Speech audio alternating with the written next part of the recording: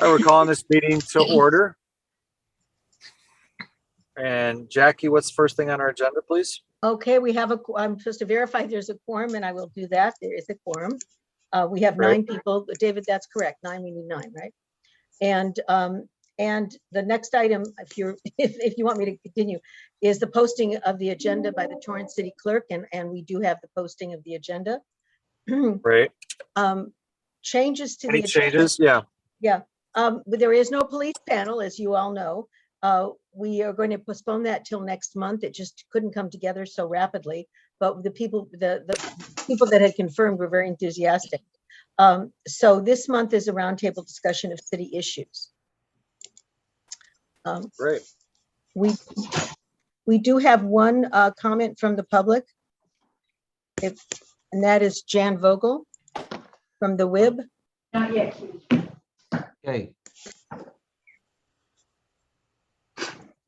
Okay. We do have some background noise. I'm not sure. If folks can mute when they're not speaking, that'd be great, please. Hey, Jackie and Mr. Chairman, should I go ahead with my comments? Okay. Thank you, Jackie. So Jan Vogel, the CEO of the South Bay Workforce Investment Board. And I thought there are 3 quick items that I thought would be of interest to the members of the South Bay COG. So I wanted to share it with you today.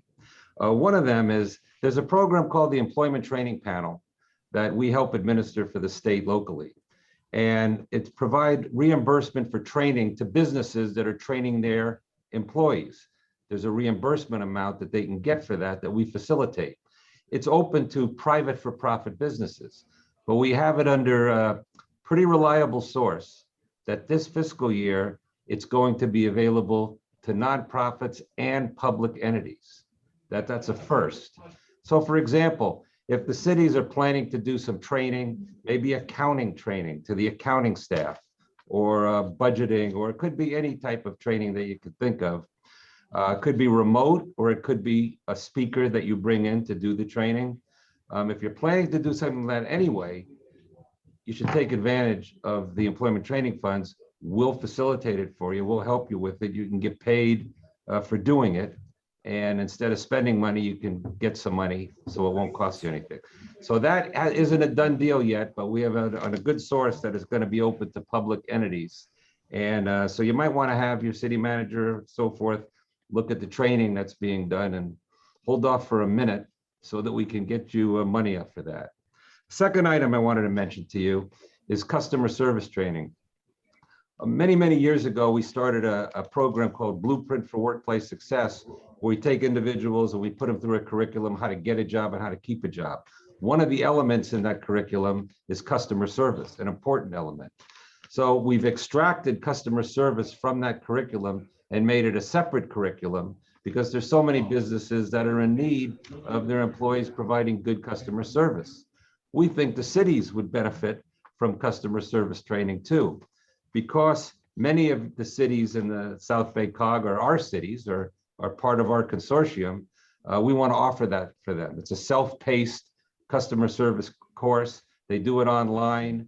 We think it would benefit your online, your individuals that are starting off, answering the phones, doing a meeting with the public, etc. And we want to do that for you for this year. If you're interested in it, give us a call. We'll provide it to you. We're not going to charge our cities anything.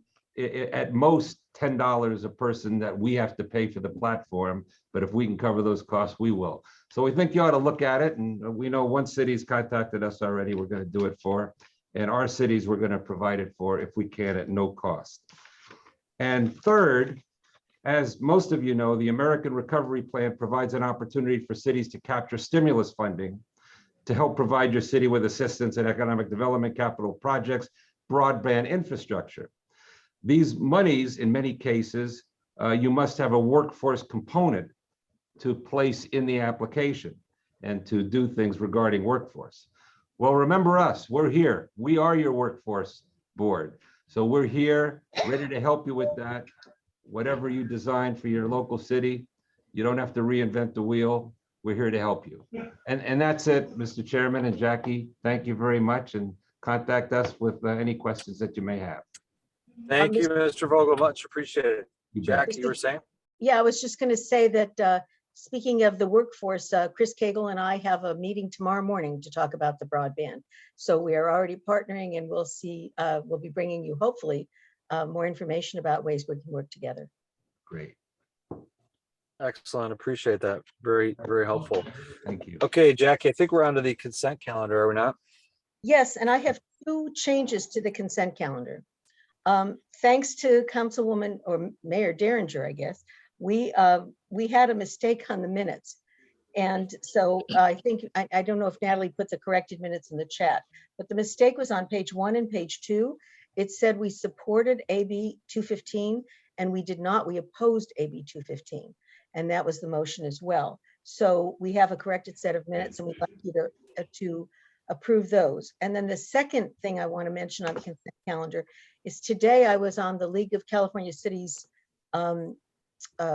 legislative briefing, and they mentioned that AB 500, which is on our consent calendar, has been turned into a study bill. It's not a bill that mandates anything. And so they're changing their position, and I would recommend that we just not take a position on this and monitor this bill. So that would mean that we'd only be taking a position on 68 to change our position from opposed to neutral. And I can answer any questions, but those are my 2 changes to the consent calendar. Okay, well, thank you, Mayor Derringer, for the distinction on the minutes.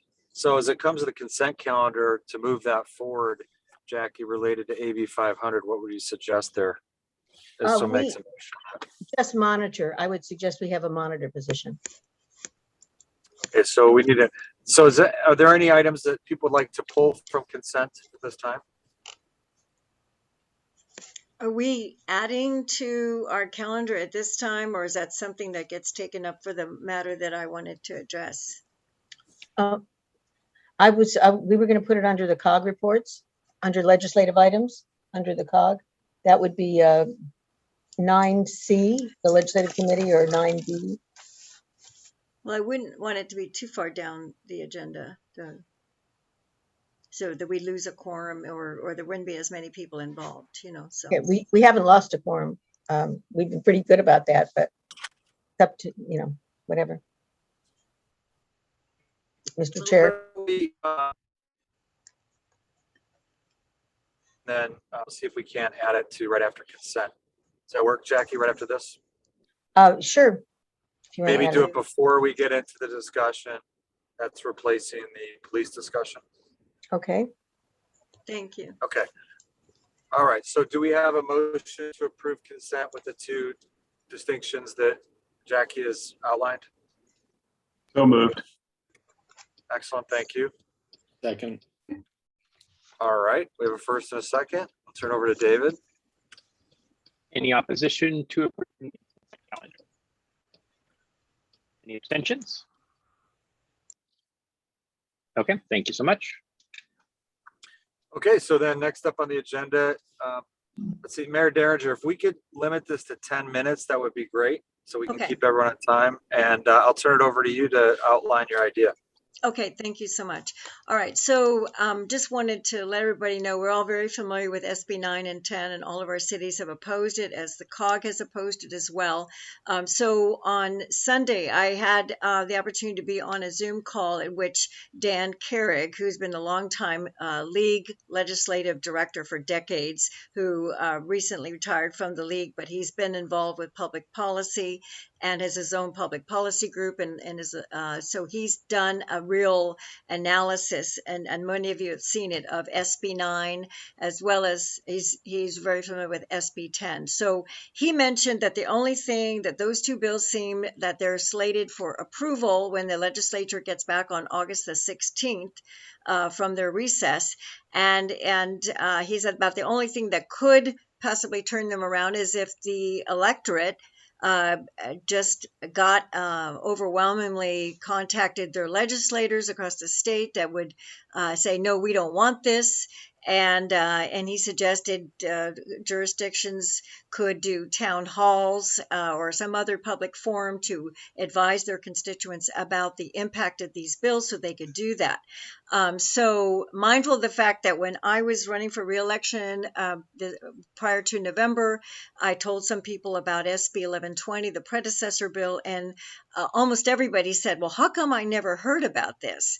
And so I explained that it's not really something that the press generally puts out. And so with that, I took him up on his word, and then I contacted, because I had a cell number for George Chen, to see if perhaps Torrance cities, I know they have donated their facilities in the past, would be able to provide a forum for this, since they're centrally located, and it would be easy for people to come to the meeting. And then we could also have a hybrid situation where we could Zoom it out to people who couldn't make it in person, and for people to tell their friends across the state, so we could get even more mileage out of it.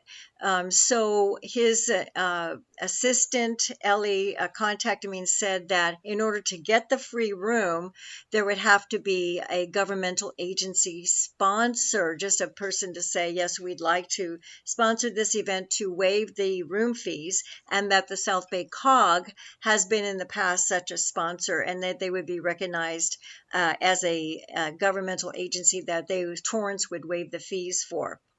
So with that, I did contact Jackie and mentioned what I was wanting to do, and essentially just to provide this information to our residents, all the things that we have learned as elected officials, to be able to find out about the impact of these bills, and to share it with our residents and tell them, if they're concerned, how they might address this by contacting their legislative representatives. So all I would be asking of the COG would be to lend their sponsorship to Torrance, so that Torrance would waive the fees, and then possibly allow us to use their Zoom access and have someone to run the Zoom meeting. But we would take care of everything else. And I have contact with people. I'm hoping to get Dan Carrick to also participate by Zoom as a person to discuss the bill, and others to provide a short visual presentation to make it clear to residents the impact in a visual form of what would happen to their neighborhoods after SB 9 and after SB 10, how that would change them.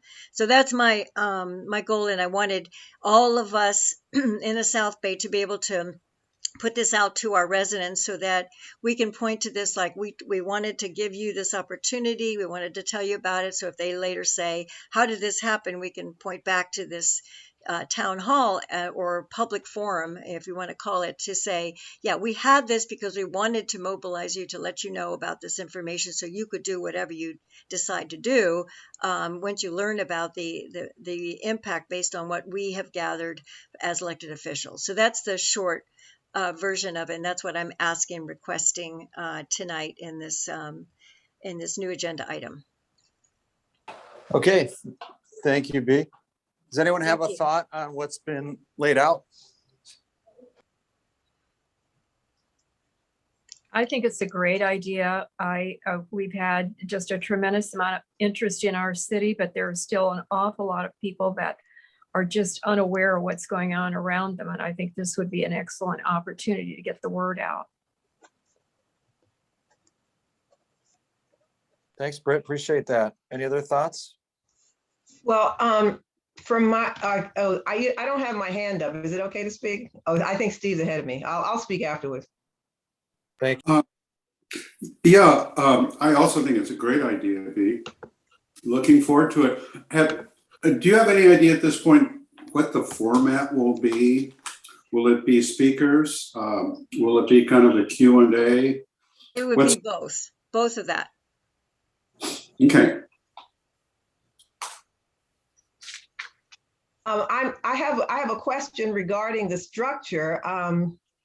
When would you want to do this? Because I don't know if we have enough time to put something like this together.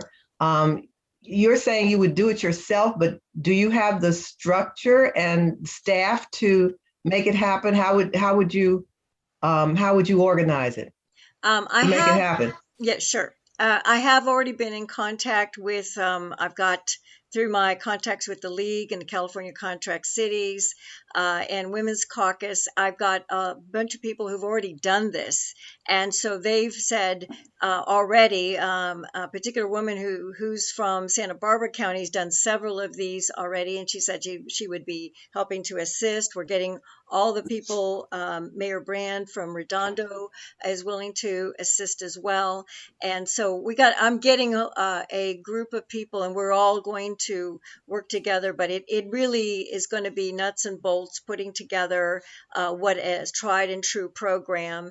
And this other person indicates she thought that she's a friend of Dan Carrick's, that he would in fact speak at this event, obviously barring any conflicts in his schedule. And the same thing with a group from Homeowners Association had put together a great pictorial that shows the effect in there. So this is something that we're planning to do in in-field questions on the bill, and telling people how they can find out who the representative is if they're out of the area. And for us in the South Bay, we know who they are. The other question I have is, involving the COG would be like involving a governmental agency, and I think we would be expected to have a balanced approach. Are you prepared to present both sides on this? I mean, we certainly can say the groups that have been in favor of it and what they have said. I want to indicate that a lot of times they have said things like, well, we need housing, we need affordable housing. And of course, as you know, none of these bills deal with affordable housing.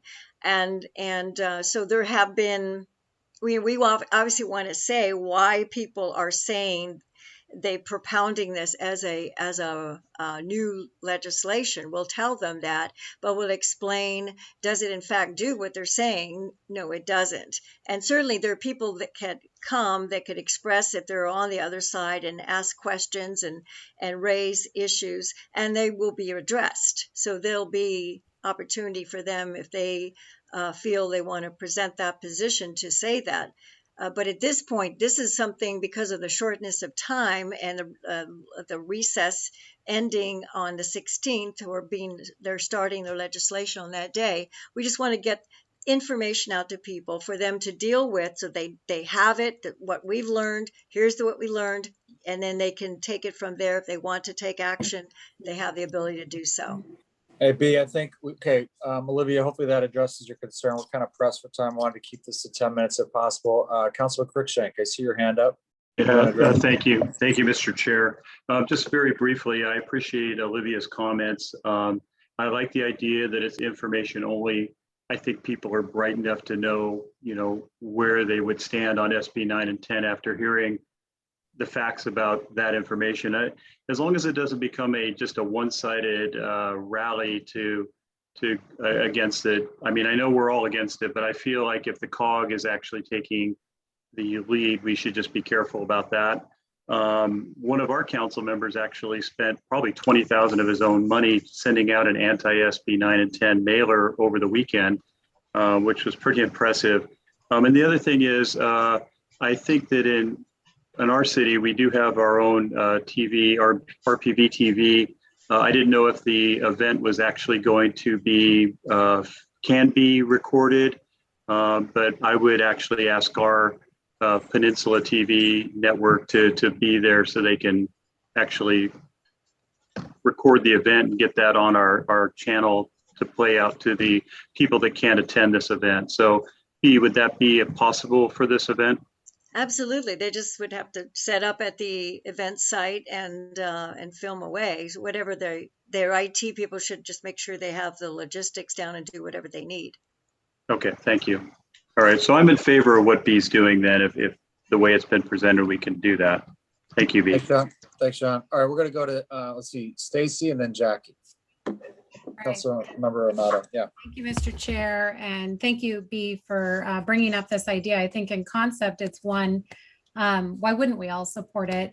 But when you peel away at it a little bit, I have a few concerns. One is the liability that could be presented at an in-person event on such a divisive topic. We know that YIMBYs will show up. What will that be? Will it be a rally? Will it become overwhelming? Will we have the capacity to deal with that? Will we have to have security? Is Torrance supplying that? And also, because folks are going to be required likely to wear masks indoors, what if we have a group of folks or some or a couple that come in without a mask? How are we going to handle that? Are we prepared to handle that? And I think those are two really important things, although it may be worst case scenario.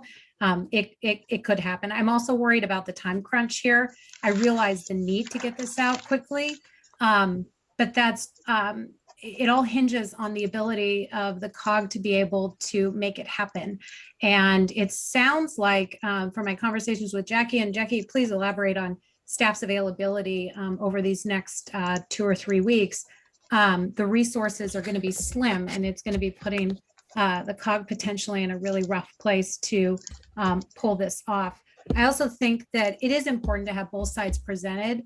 The facts are on our side. The facts are black and white, and our opinions don't change when we know both sides, and our constituents are smart enough to know and not worry. When they hear both sides, I think that they will see that SB 9 and SB 10 are extremely problematic, but it would be a much more informational event. So those are some of my concerns.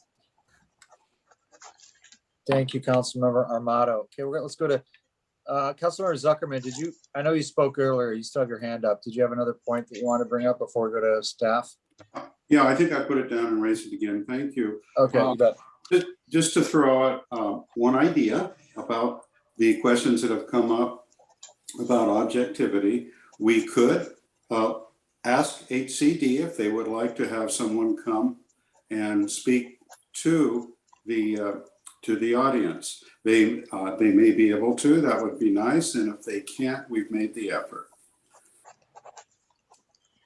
Okay, noted. Thank you. I'm gonna turn over to Jackie.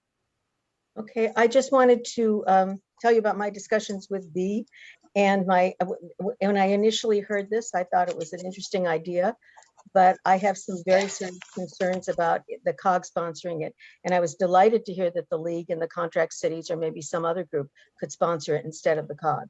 We don't have, we are very, very short-staffed. We have lost our homeless person we're right in the middle of a major homeless project. We have several staff on vacation that are not going to be available. So we cannot support this event. And B has assured me that she will support it. But if it has the COG's name on it, I just want you to know we will not be able to participate in the program planning or in the logistics. I do feel very strongly, and I'd like you to ask yourselves if you would come to such an event with a mask on in an auditorium, or would you stay home and watch it on Zoom? And if you would stay home and watch it on Zoom, why are we going to the problems of having an in-person event? I checked with my staff. I told B I would do this. And we have the ability to Zoom apparently into the theaters in Torrance, but we could not do that by just connecting to Torrance. We would need to do a lot of logistics and arranging in advance. You just can't Zoom into Torrance. So we can't just Zoom. We can't have a hybrid event without a lot of staff involvement in this. So to me, if you're going to do this, I think ask each of yourselves if you're going to go to this event yourself, or would you go on Zoom? The last thing I want to say is when we wrote the op-ed, maybe Kristen can speak to this, people came out of the woodwork to say how much they disagreed with it. There are a lot of people, they are very, very well organized, and they will come to this event. You can't control it in person as well as you can control it on a Zoom. And this event is only going to be helpful if it provides information in an informative and impartial way, where I agree that the arguments are on our side. But if it gets into something with a lot of advocates on the other side, we will lose control of this event. And the headline will be that we lost control of the event. So I think I would like to very much ask you to reconsider anything in person, and also to tell you that we can't support the event. And so I would love it to be elected officials doing this without bringing the COG in, because we can't handle it. Thank you, Jackie. All right, we're definitely over the 10 minutes, so I'm going to let Councilmember Horvath make the last point. And I want to make a response too to some of the things. Okay, why don't we do this then? Christian, why don't you go as quickly as you can, be succinct as possible, and be the same thing. And then we might have to ask a subcommittee or something to take this on. Christian? Sure. I have thought, no, sorry, Drew. So here's, it's my sloth day. Here's, I think B, it's an interesting idea. And if you are able to do it, you know, independent of the COG, and if you want to have sponsorship from contract cities or the league, that's great. I've done 3 town halls this past year over Zoom. They are easy to put together and run and get participation from all the individuals, like you mentioned, the different mayors and stuff. I would lean towards doing a virtual event. It'll give you plenty of time, and or any of us in support of it, to promote it out to our social media feeds or our mailing lists or whatnot, and then also well beyond the South Bay. I think, you know, if it's something virtual that is automatically streaming to Facebook and or YouTube, which is allowable by Zoom and really easy to do, I'm happy to help with you and any technical needs you have. I think that would be the way to go, and we would probably get a much better participation rate from a virtual perspective. That's my thoughts. Thanks, Christian. Okay, be back to you. We'll round it out with your last statement. Okay, so basically, with respect to the issues of insurance, I looked at the list, and when the Torrance representative explained to me what is covered in the room, they do have insurance. Torrance is insured for that room.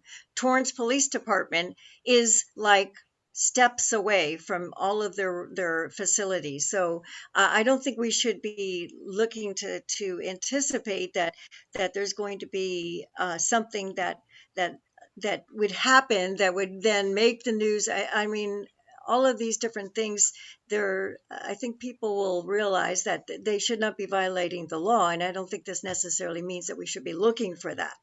The other thing is, we are not asking for the COG to do anything other than provide their name for the sponsorship so that Torrance can satisfy their policy that a governmental agency has requested the room. We don't have the league or California contract cities sponsorship of this. I'm trying to get something done quickly. Yes, because we want to catch people before they leave from the recess, and people can start their interaction with their legislators. So I would ask for everyone to consider, please, just allowing the COG to provide the name for a sponsorship. And it doesn't have to be on any of the materials or anything like that. It's just something that Torrance needs to satisfy their requirements, that this is something that's going to a governmental agency. It's not going to some. So B, just to clarify, sorry to cut you off, but we got to move on here. So you're saying all we really need is the COG to make the request, but the COG's name will not be associated with any collateral literature or comments that are made during this. Is that correct? Yeah, I'm not asking to do that. So maybe we put it to a vote then. Jackie, would that be appropriate at this time? I would like to make sure that we get any Torrance agreement. I haven't talked to Torrance about what that means about the COG. So let me, I would want to take a day to find out to see the agreement that we would have to sign. We could make a conditional motion and vote, though, that if, assuming that the Torrance policy allows the COG to make the request for the facility without being associated with the event itself, we could make that as a motion and vote on that, could we not? Conditional on what you find out. Okay. Would someone like to move that? I'll move it. Thanks, B. Do we have a second? I'll second. Oh, that was Steve? Yeah. Okay. All right. Dave, I think you're going to probably want to do a roll call vote on this one. Yes. Okay. So is board member Hicks? Anybody from Carson? Nope. El Segundo? Yes. Sardina? Yes.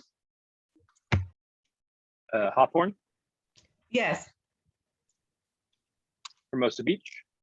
Yes. Inglewood? Lawndale? Yes. Lamita? Aye. LA City, Manhattan Beach, Yes. Palos Verdes Estates, Rancho Palos Verdes, Yes. Redondo Beach, Aye. Rolling Hills, Yes. Rolling Hills Estates, Yes. Lawrence, Yes. LA County District 2,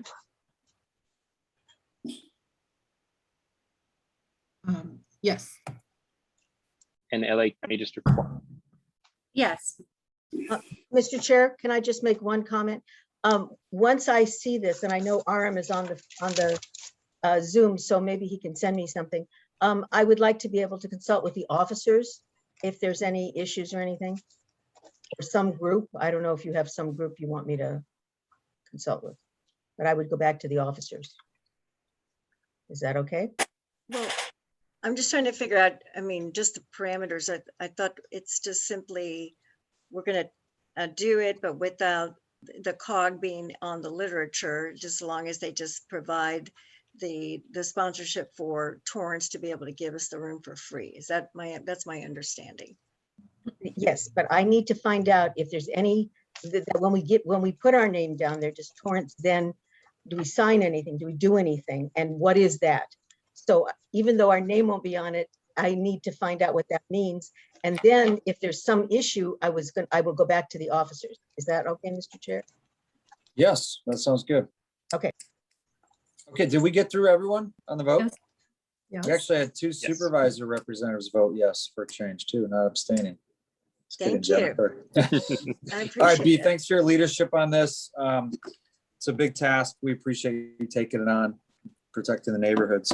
Okay, Thank you. Jackie, and I know that Jackie, hopefully staff's a bit relieved. It doesn't sound like there'll be much work, if any, on your end, which I know is one of the primary concerns. So you still look skeptical, but hopefully we'll work through that. Okay, Well- Jackie, what? You go ahead, sorry. Okay, there is one other thing, I guess, and that is we will not be supplying staff. So, so the Zoom address, maybe you can, I don't know how we're going to handle that if there's an in-person event. I don't know. We do not have the staff to staff that. I think most people, Zoom accounts, I didn't get 100 on there. So Yeah. that's probably sufficient, I would imagine. It could also be pre-recorded and distributed. Okay, can we move on? Everyone good on this one? Jackie, Yep. we're on to presentations, I believe, right? Presentations is you. It's all of you. Am I muted? Yes. No, you're not. We can hear you. Oh, Yeah, you're good. Okay, it's all of you talking about, How much time, Jackie, given that that was not necessarily on the agenda, how much time do we have for this topic? I want to make sure we don't run I think over. you probably have 25 or 30 minutes, actually. Okay, that's a lot of time. Yeah. And the whole idea is just challenges and opportunities in your particular city in this fiscal year.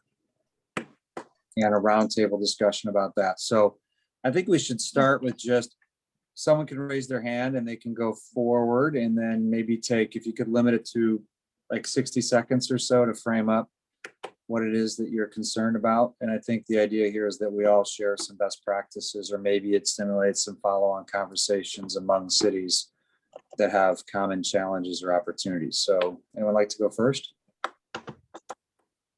Oh, Olivia, past chair, please.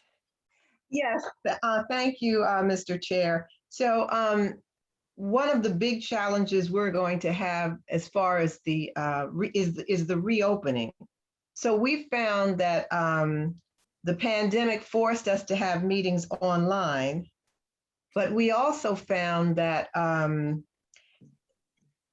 we like some portion of this, and we want to be able to continue having some version of the meetings online. We're not sure exactly how that will look, but we want, since the city is devoted to inclusionary decision making, we want public participation. We think that the Zoom process has given us much more public participation than than we originally thought it would, and we don't want to lose that. So we want to figure out a way to have some sort of inclusionary decision-making, some sort of carryover into the Zoom process. And we're trying to figure out how would we do that. Thank you so much, Councilman. I really appreciate that. Okay, I made note of that. Who'd like to go next? I don't have any, I don't see any hands up. All right, let's see. Oh, yeah. Okay, Councilor Chen, please. Thank you, Chair. I'll just briefly give some high bullets. Probably when the pandemic hit, the largest city in the South Bay gets hit the hardest. I think our revenue plunged or negative over 20 million. I think Aram is listening, his head's probably going up and down like this too. So really trying to get out of the pandemic, and that's probably the biggest challenge.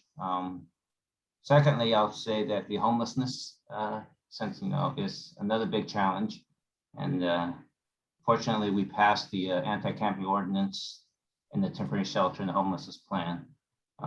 There's a lot of pushback. We can never find the best location.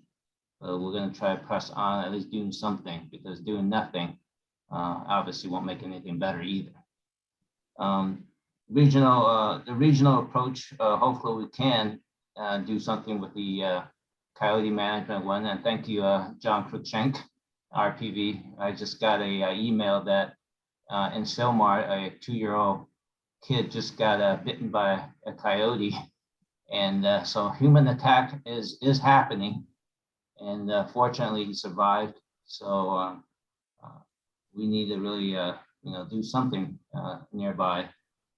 And with respect to council meeting, and most of you know the disruptions we've been having since, I would say, January 2019, and every week. So that's going to be an interesting thing. We're about to have our first in-person with public council meeting on August 10th. That's tentatively, I believe I got the right date around.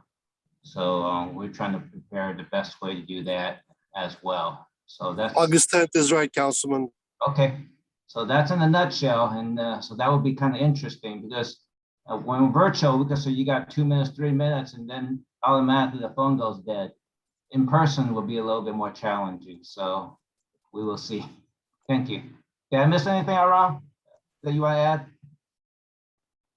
Oh, you covered it, Councilman. Right on. Thank you. All right, thank you. All right, thank you, Councilor Chen. Councilor Cruikshank. Thank you so much, Mr. Chair. So I'll add on to what Councilman Chen just said about the coyotes. We just talked about that on Tuesday. Everyone in our city has noted that in our city, the population of coyotes has gotten much greater.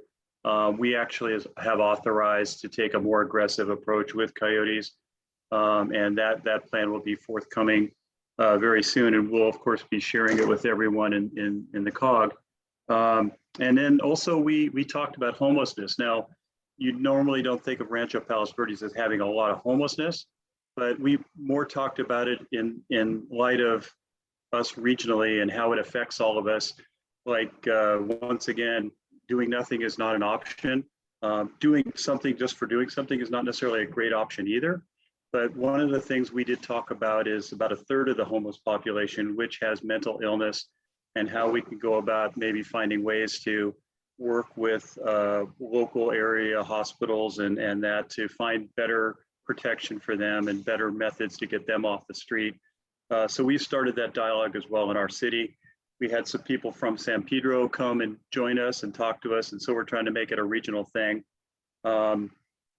Also, one of the things we talked about earlier when we did our budgeting, because that was part of what was on this agenda, we talked a lot about inflation and how that actually is going to potentially affect all of us, certainly with capital improvement projects.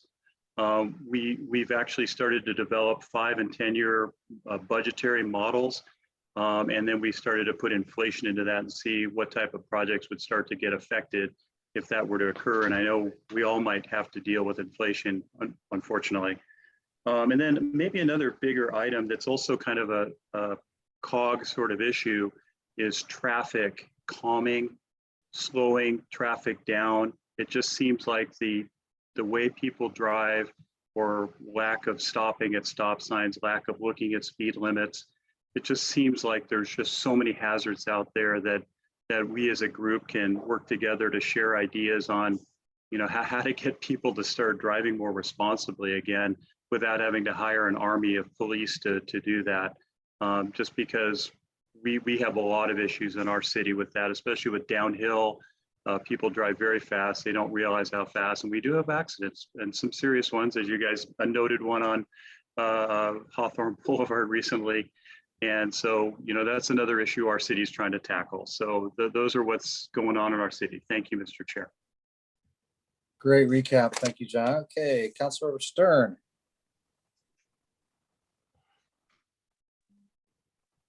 Thank you. I share a lot of these challenges, which is what I think we are mostly reporting on now, although I know that you also asked for opportunities. But to add to John's concern about traffic is also the e-bike issue that we're having, enforcement and, you know, the speed of the e-bikes, running through stop signs. You know, all of those are definitely on the increase in Manhattan Beach, and we're hearing often about the concerns for the safety of the riders and for the concern for the people that they're riding past. So we have that issue in Manhattan Beach. I would imagine that others share that. And another one that I haven't heard yet, which is the outdoor dining. And in some ways, Manhattan Beach has a little bit of a unique situation because of the topography of our main street that is on a hill that makes it even harder. But, you know, we are struggling with the reduced parking in our major business districts, the congestion, the traffic, the permanence of the decks that have been built, and whether they are, whether they can be permanent and how often they would have to be taken down and restructured. The concern for destination businesses who no longer have the easy parking access for their patrons.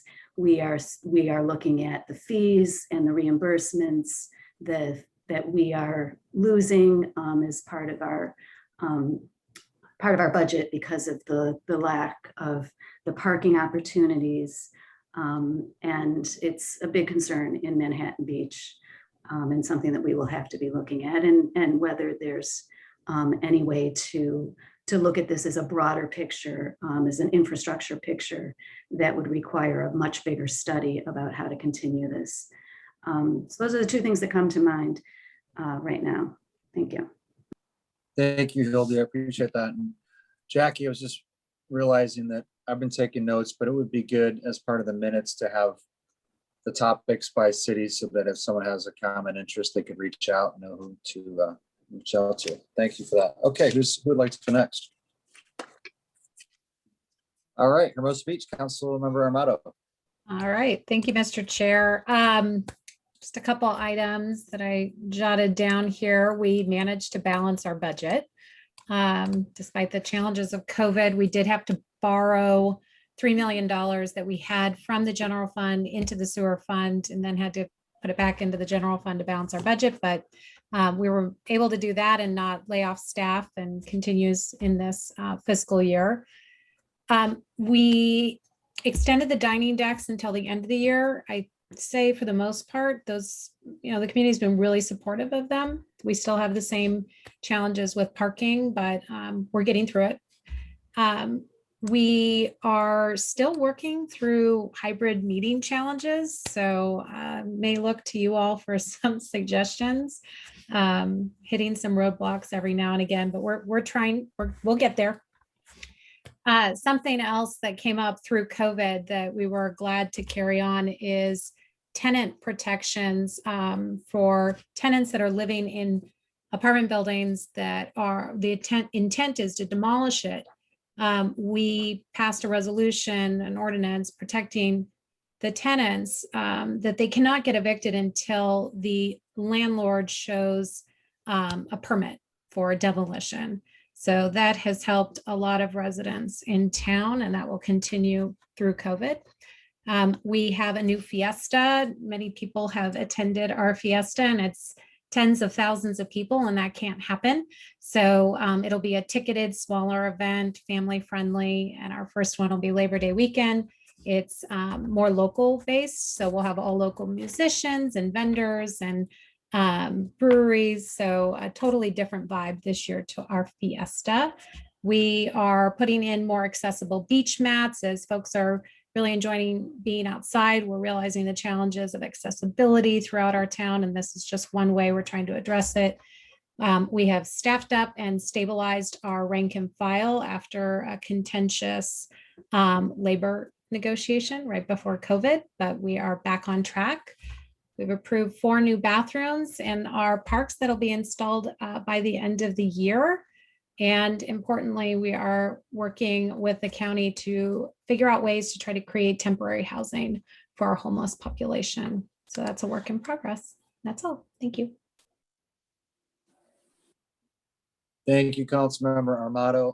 I'll follow up with you on that temporary housing. I'd love to hear more about that. And I've talked to Christian at length about that topic. Okay, who would like to go next?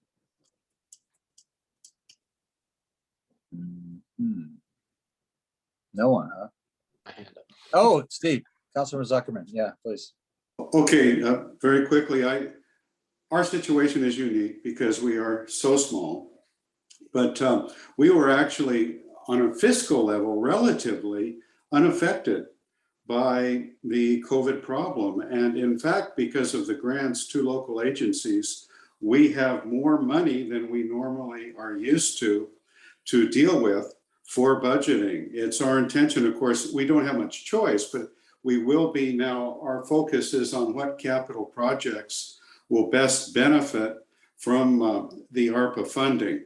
So in a way, that's our biggest budgetary focus, I think. We had a balanced budget. We have had one for several years, but we've had to be operationally pretty slim in order to do that. Behind it all, of course, is PERS.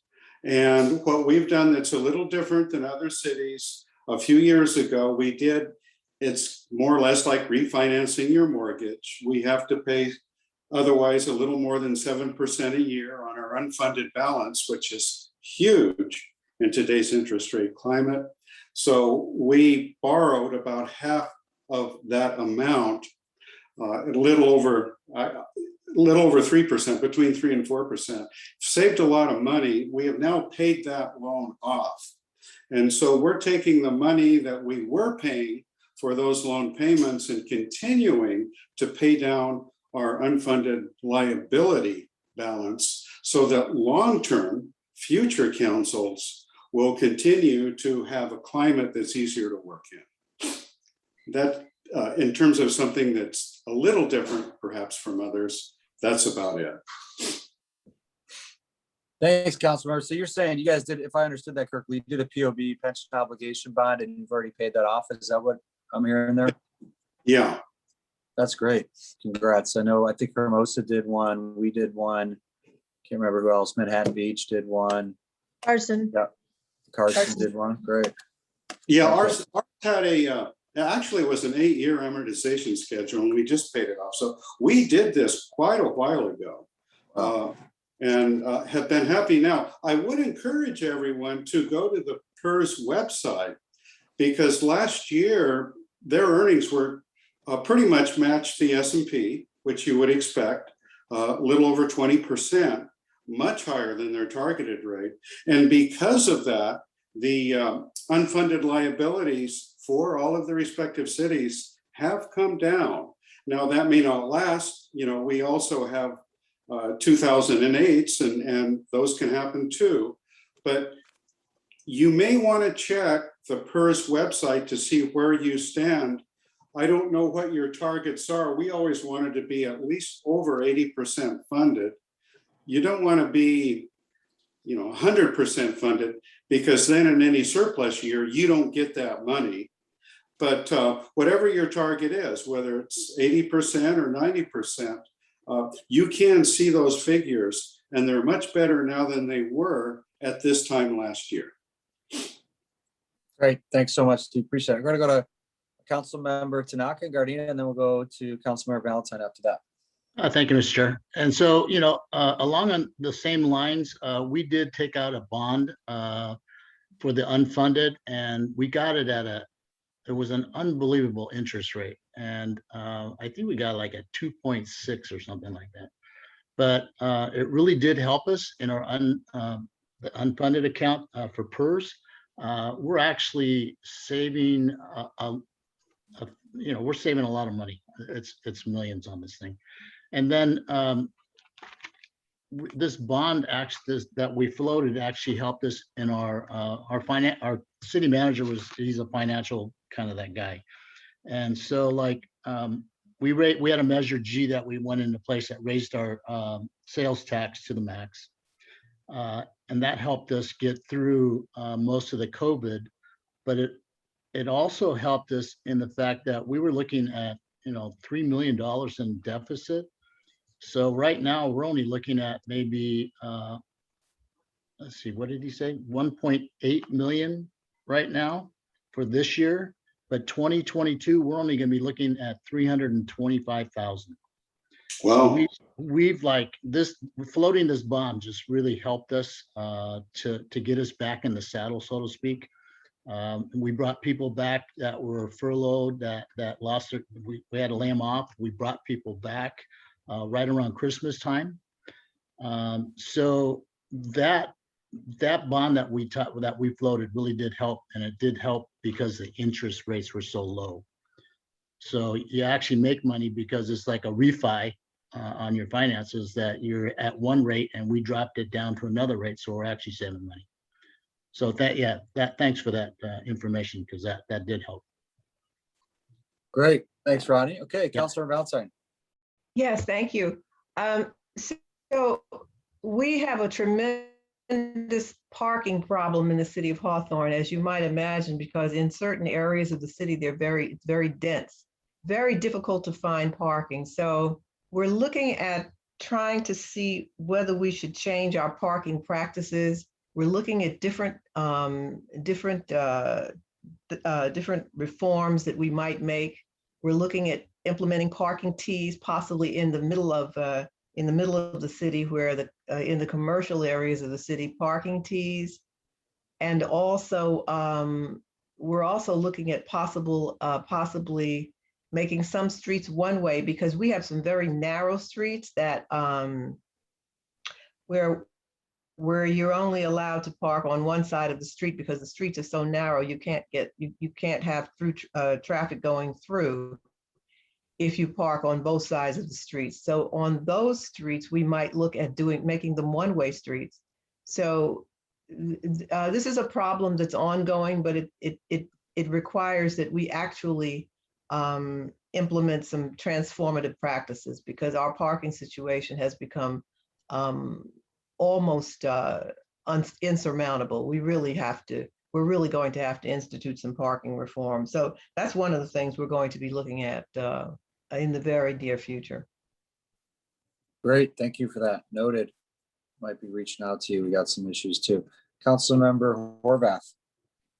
Yeah, so I was going to bring up, we just did a UAL refinancing as well, and that just went through a few weeks ago, and that's going to save the city of Redondo Beach, I think close to 120 million over the next 30 years or something like that. So well worth any city looking into, and kind of stabilizes, future projections in terms of budgeting and whatnot for a city. So it seems like a handful of you have done it, but it was a really good step for us.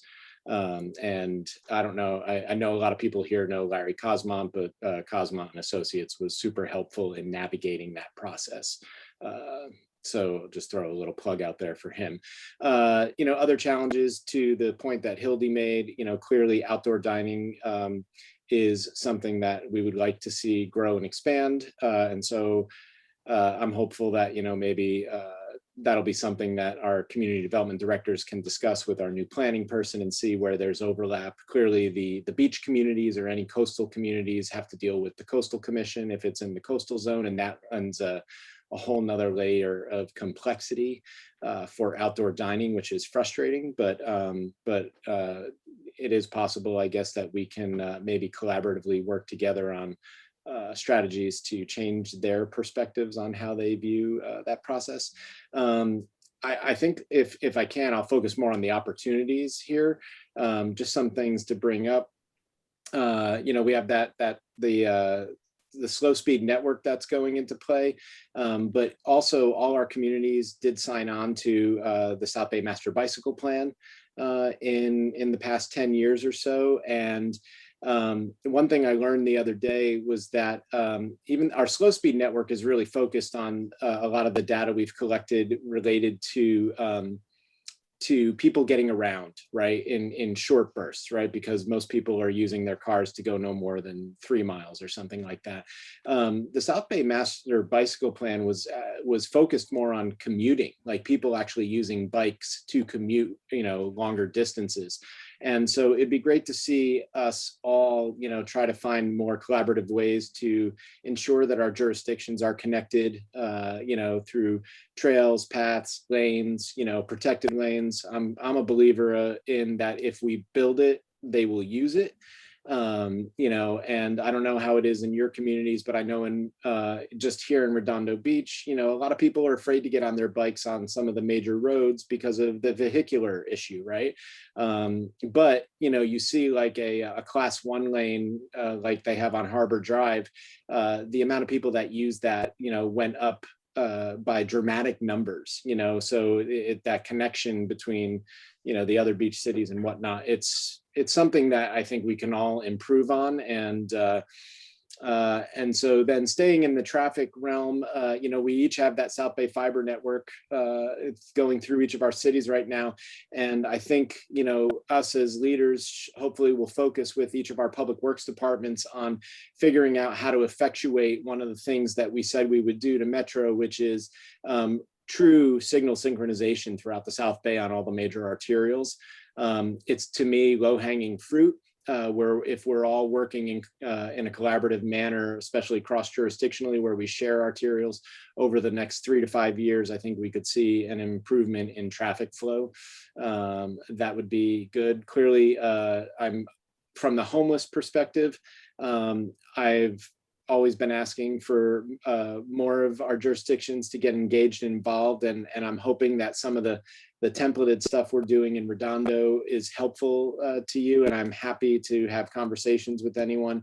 I'm seeing, just from my perspective, more and more first-time homeless people that are living out of vehicles, and so finding more safe parking sites, I think, is going to be key in each of our communities, and I'm happy to try to collaborate and work on that. So I think it's an opportunity. I feel like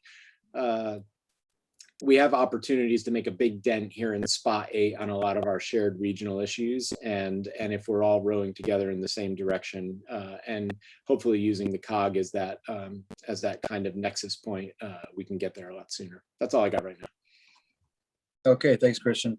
All right, we have exhausted our time. If anyone has something they're dying to say, maybe put it in chat as we continue the dialogue. And then I think the whole idea is here, if there's follow-on conversations folks want to have, they know who to reach out to based on what they brought up. Okay, Jackie, what is next on our agenda? We have Dr. Sylvia Prieto, who's going to talk about service planning area update. Excellent. Dr. Prieto? Can you hear me now? We can. Yes. Great. Just want to make sure. Well, thank you for having me. Good evening, everyone. As you heard, I'm Dr. Sylvia Prieto. I'm the Regional Health Officer for Service Planning Areas 7 and 8. So you are all part of Spot 8. Unfortunately, I'm having trouble with my computer, so I won't be able to, you won't be able to see me, but hopefully you can hear me. So we'll go on to slide 1, Nancy. So I just wanted to give you a brief update on the situation. Unfortunately, right now the news is not good. You probably are all aware that the cases and hospitalizations have been continually increasing in LA County for the last several weeks. Our data suggests that the community transmission in LA County is very rapid, from moderate to substantial based on the trends in the new daily cases of COVID. Our test positivity rate has doubled from 4.8 currently, which was only 2.0 2 weeks ago. And hospitalizations again have almost doubled in the past 2 weeks.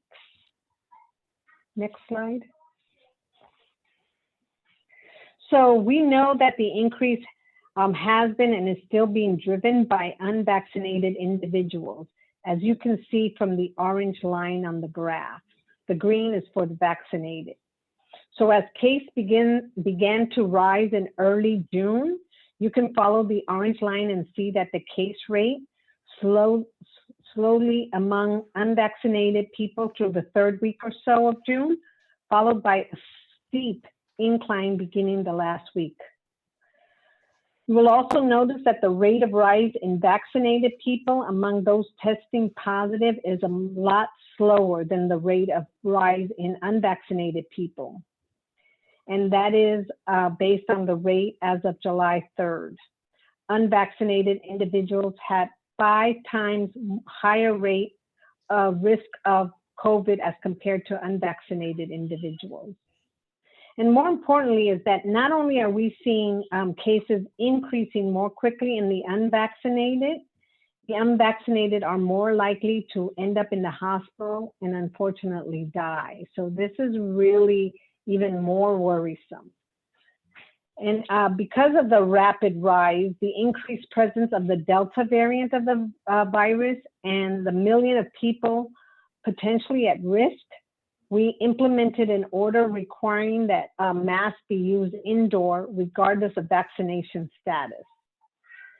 We expect to keep this order in place until we begin to see improvements in the community transmission of COVID-19. The best collective action continues to be getting vaccinated if you are eligible and taking sensible precautions, especially for those that are not vaccinated. Next. Obviously, DPH will continue to take the lead, but we need everyone to provide accurate information about vaccine, ensure that vaccinations are widely available, and continue to recommend sensible actions to protect those that are not vaccinated. To close the gap, we need to make sure it is as easy as possible for eligible LA County residents to get vaccinated. And we continue to offer vaccine at many different sites across the county. We have over 700 sites offering vaccinations and many sites concentrated in areas hardest hit by the pandemic. And as you can see on this slide, for more information, we encourage you to visit vaccinatelacounty.com for any additional information. We also want to share once again that there's a form on the website to request a mobile vaccination team. And we encourage employers and event organizers to let us know when they want us to host a team. So we'll also put the link in the chat. We want to make it as easy as possible for everyone to get vaccinated. Next. And lastly, we want to know that as we continue to face COVID, very soon we're going to start into the flu season. And so we want to make sure that we're also protected against the flu as we continue to battle COVID. And so each year, Public Health provides low cost or free flu immunizations at its public health centers and at multiple community-based flu events. And planning will begin in early August. And so if you want to learn more or request a flu clinic, please contact Jessica Livingston on either the email that's up on the slide or in the phone. And we can also put that in the chat box. And thank you, and I'll take any questions.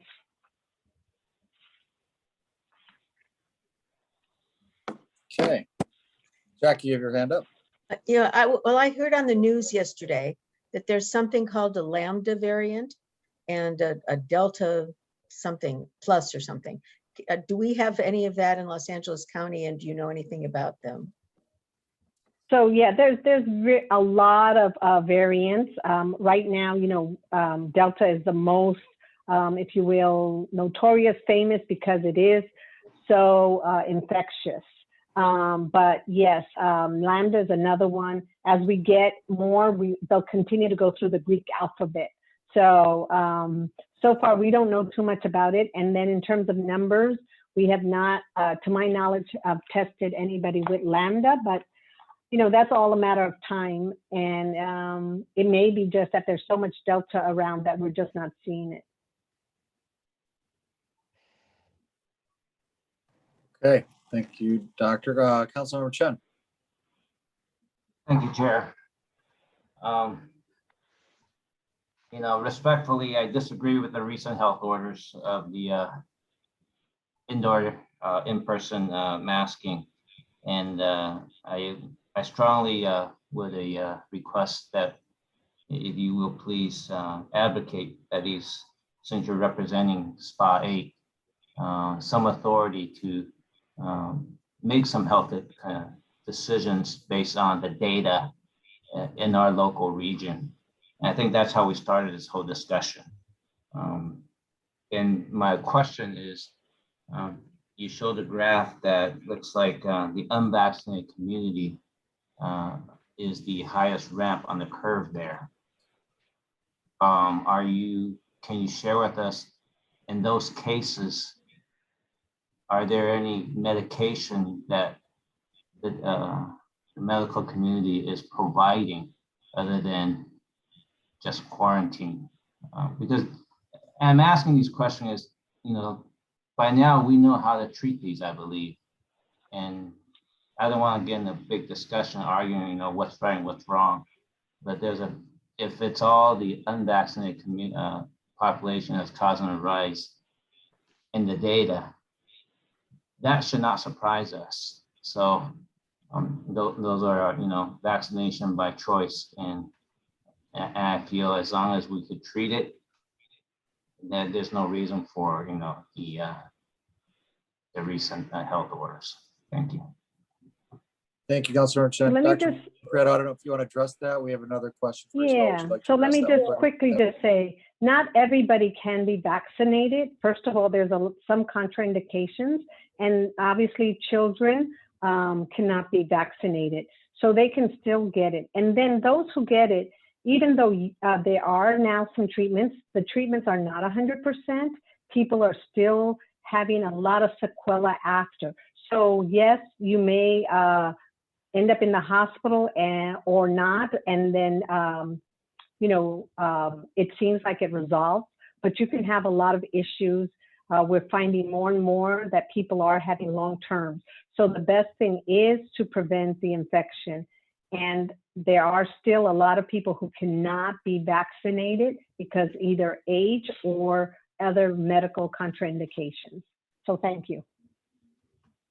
Okay, thank you both, Councilor Armato. Then we'll go to Councilmember Zuckerman.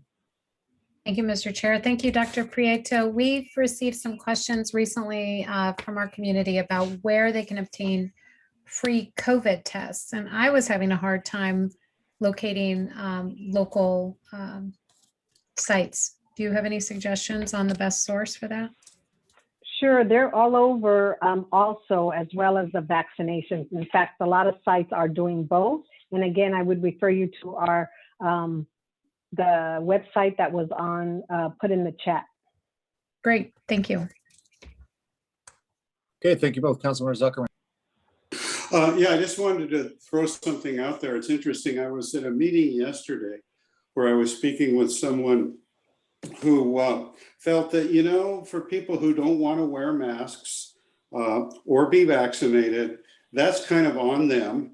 And I mentioned, well, it could spread to other people. And the response was, well, those other people made that choice, so why worry?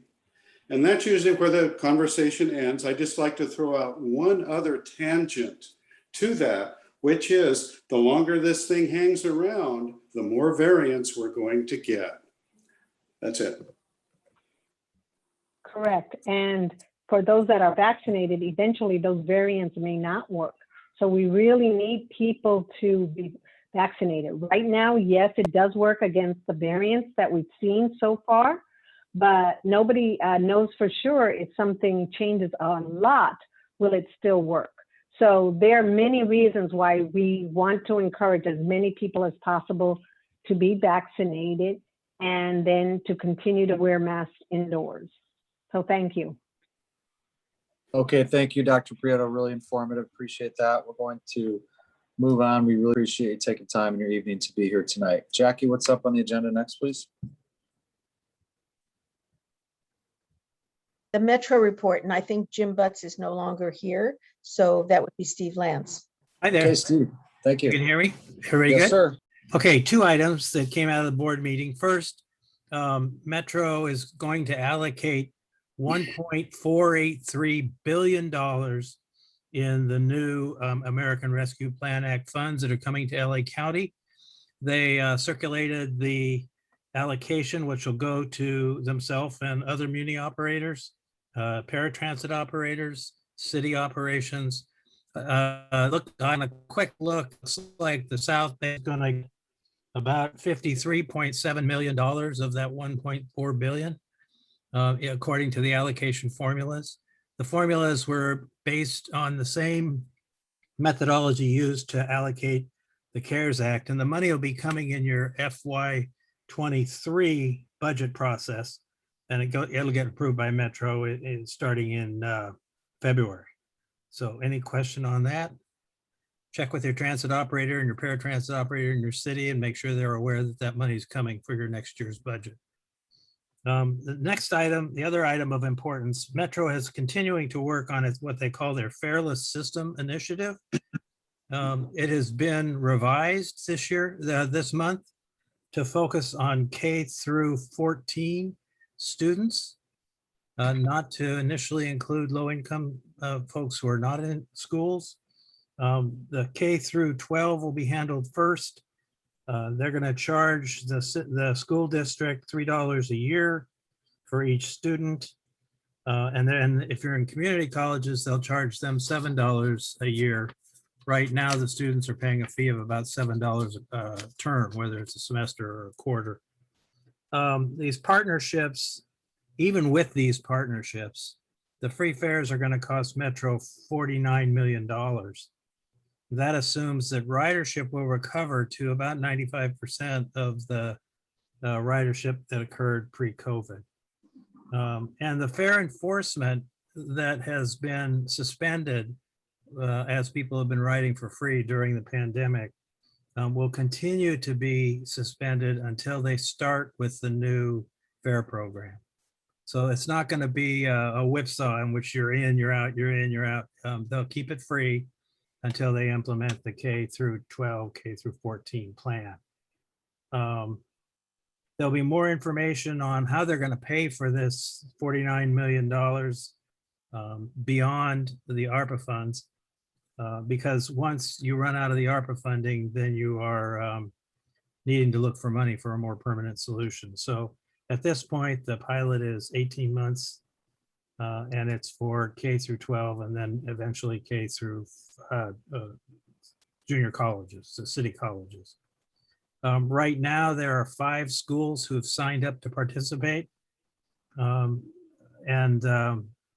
are, I think, 3 or 4 city colleges that are considering it. So Metro is on an education program to try to get folks to sign up to be willing to reimburse out of student fees or their own budgets for this TAP card, which would allow you to ride anywhere for free if you're a student.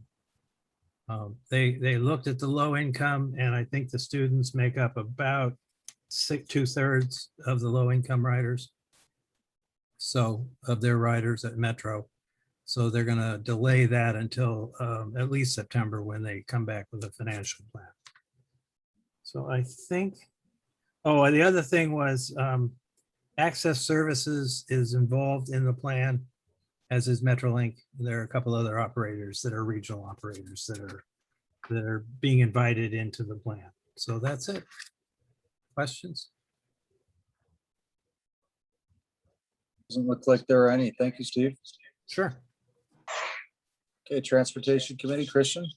Yeah, just real quick, Steve touched on some of the things we talked about. We've also talked about the fiscal year 22 Metro budget request. So Steve will be talking with your cities related to that.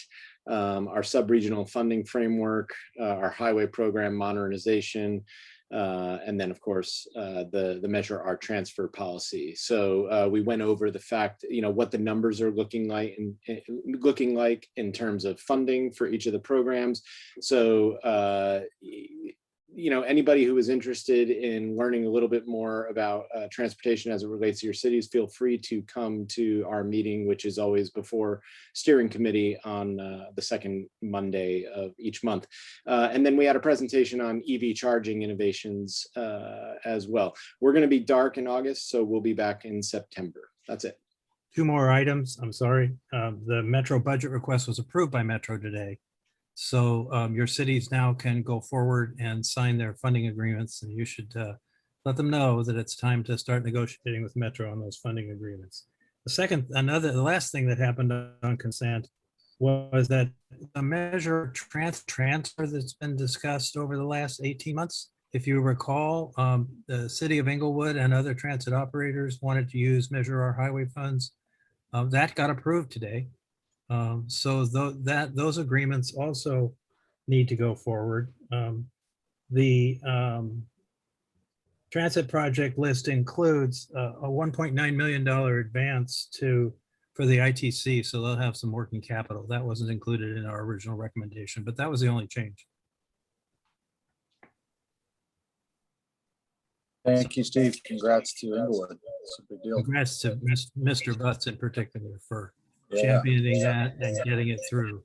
It was a lot of money and a lot of effort to get it done, but it got done on consent today. So thank Mr. Butts. All right, we're on to Jackie. I think strategic planning session update. Is that right? You want to Yep. start that one? Well, I thought maybe you would want to start that one. No, I'd like you to start it. I'll finish it. How's that? Okay, we're tossing the ball around here. Yeah. Okay, the strategic plan is going to be August 9th. And because of the mask mandate, we are looking at possibly doing it outdoors. And I don't know that, I don't have any confirmation from my staff yet, but they've talked to Pamela Restaurant in Hermosa Beach, but they've got an outdoor deck. And so we're looking at that restaurant for the strategic plan. It would be from noon to 3 approximately. And there is an assessment that has been sent to all of you called I think it's called a strength assessment by Gallup. And this is sort of a deal. The price of admission to the August 9th meeting is that you need to fill out that assessment. Everybody that comes needs to fill out that assessment. Board members and alternates are the only people that received it. So if you haven't received it for some reason, please let me know. And Drew, you want to talk about the facilitator or anything else? Yeah, I would love to. You're reverberating. Is that better? Yeah. Yeah, so the facilitator is someone I've worked with in the past. He's a trained strategic planning session facilitator. He's great. And I'm going to pay for the session. I'm not going to ask the COG to pay for Jamie's fees. And I think it's a really good opportunity to have a trained facilitator work with us and focus on the whole idea is what should COG be doing? It's almost like a start, stop, and continue exercise. It's more elaborate than that. But if you had to boil it down, it'd basically be what do we need to start doing, stop doing, and continue doing as a COG strategically.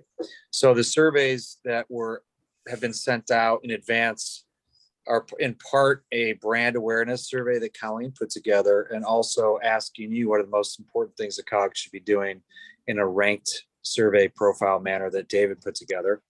That information will be compiled by Jamie, our facilitator, in advance of the session. We'll also use that in conjunction with Strength Finder. If you haven't done Strength Finder, it's really cool. I'd highly recommend you doing it. You do it because normally you have to pay for it. It's a really cool assessment.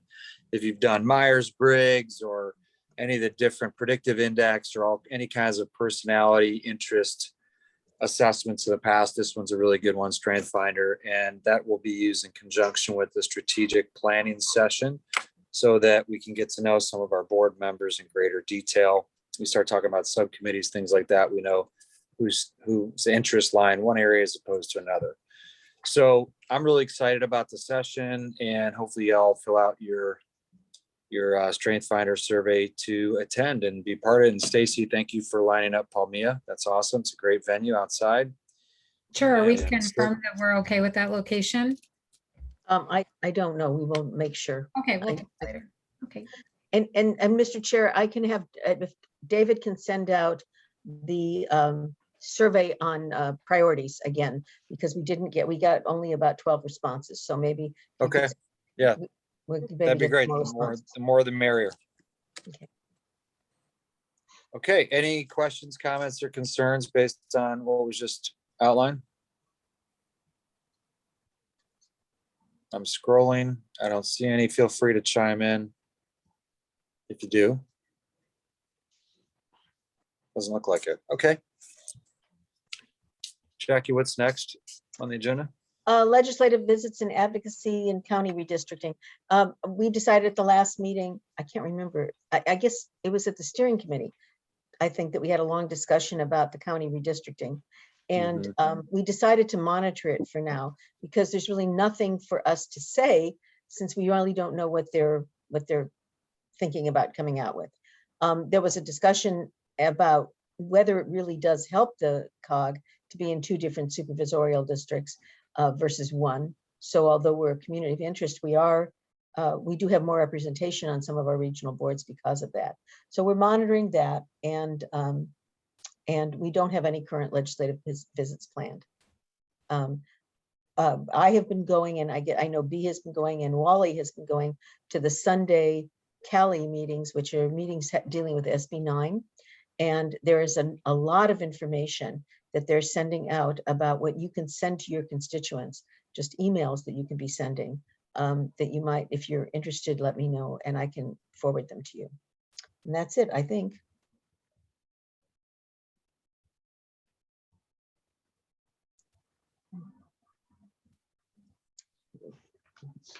Oh, I was muted, sorry. Jackie, what's next on the agenda? Thank you for that. Stacy, the legislative committee, do you want to report on where we are with that? Yeah, yeah, Stacy, please.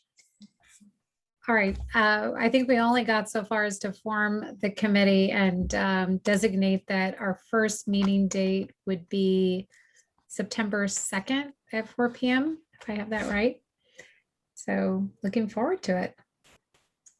Yeah, at the first meeting, I think according to our bylaws, we're required to have a purpose or a mission for every meeting, or some kind of a purpose statement. So that will be on the agenda, as well as maybe what we want to do as the legislative session comes to a close. And there are a lot of 2-year bills that I know we're going to be wanting to be interested in. So if you're interested in the legislative committee and you haven't let us know, please let David know. Okay. Who do we have on that so far, Jackie? Stacy, do you remember? I sent it to you. I think Rodney agreed, maybe, if I remember correctly. Yeah, you're on it. Christian's on it. I'm on it. Olivia, I think, wanted to be on it. So we added Olivia. I think that was. And Rodney, did you say? Rodney. Okay, I thought Rodney. Yes. Yeah. Yeah, okay. So if you're not on it and you want to be, let me know. For a committee, we do need 4 people at every meeting. I think it was someone also Councilmember Hicks was also a member. Right, that's right. Great. I should mention that Councilmember Hicks is today, I don't know if you'd want me to mention this, he brought his son home from the hospital today, who was hospitalized with COVID. And he left me a message saying, everybody please get vaccinated. Oh, we'll reach out to him. Thanks for that, Jackie. Okay, next up. Next up is South Bay Fiber Network. And I've got a couple of things to say about this. First, the South Bay COG office is connected. While I have not been there, I have heard from a couple of staff members that they can see the difference immediately. It's great. They love the new high speed. So that's been really great. Also, we're very excited if this actually happens. I think I've told you that there has been somewhat of a fight in Los Angeles on who will be designated the Regional Broadband Consortium. And the consortium is a designation provided by the Public Utilities Commission, which is going to be the organization that gets money coming into Los Angeles. And so it's pretty important, we think, who the consortium was. And interestingly enough, there is already a consortium, and it was partially affiliated, I guess, with BizFed. And they have no relationship with us. They don't want to have anything to do with us because BizFed is very largely the operators. And so, I think I've mentioned this to you before, but every time we've tried to get money for the fiber network or go anywhere, BizFed and their members will come and testify against the COG. So we were very concerned that BizFed would be designated the consortium because that wouldn't be very good for us. But there was a rival proposal from the LAEDC, and they're calling theirs LA Deal, which stands for something, digital equity, something, I don't know.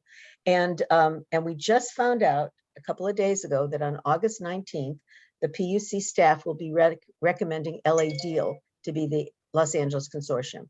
So we couldn't be more delighted. LA Deal feels very strongly that what we've done here in the South Bay is a model, and they think that they're very supportive of everything we've done. And so we're looking forward to working with them as we carry on with our fiber network. So that's sounds very bureaucratic, but I think it'll mean a lot for us in the future.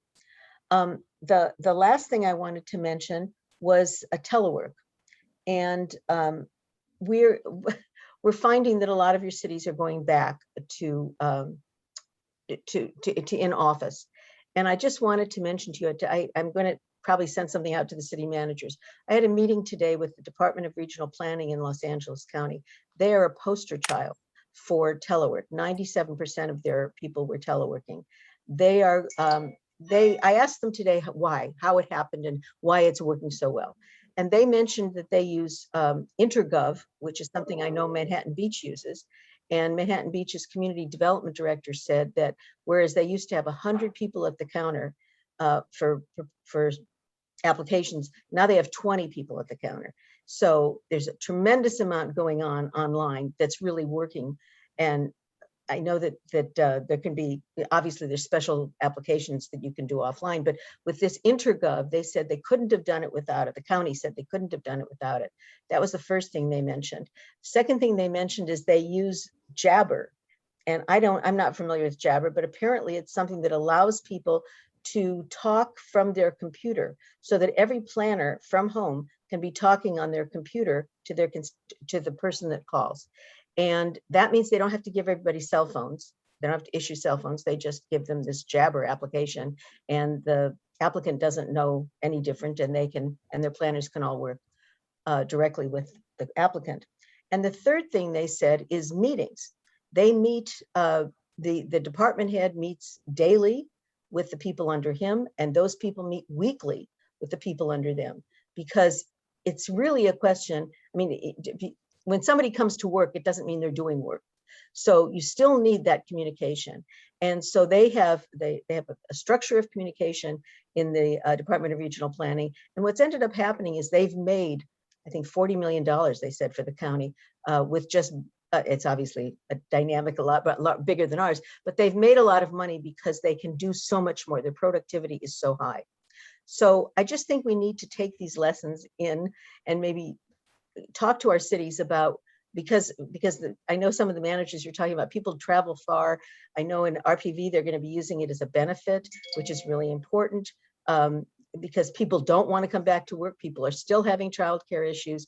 And so it seems to me that we need the tools and we need the management structure. And then maybe we can help people have a balance in their lives a little bit more. So I wanted to mention that. And that's all I have on this item. Thanks, Jackie. We have a question from Olivia. Yes, Jackie, I have a question. On the Jabber platform, are you aware of whether or not any of the COVID-19 funding could be used to finance that for the cities? I'm not aware, but I would imagine so because it's directly related to COVID. I mean, it's the trying to continue the workplace offsite. Yes, I would be very interested in finding that out. Can you get me more information about Jabber? I will definitely be looking into that. Okay. I will look to Jabber. Okay. And okay. Thank you. Sure. Okay, thank you both. All right, are we moving on to homeless services? Yes.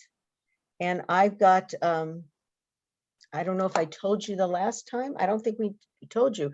I don't know if Lori Jacobs is still here, but we have a trumpet, Lori is here. Trumpet roll, we have our very first match for Home Share South Bay. It's very, very exciting. And it's someone on the Hill who was offered their home and in exchange for computer services and other things.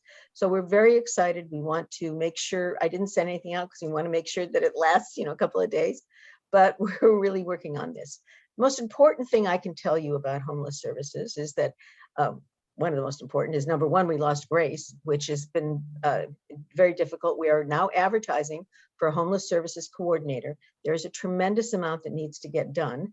And so that's one of the things that's causing us a lot of anxiety here.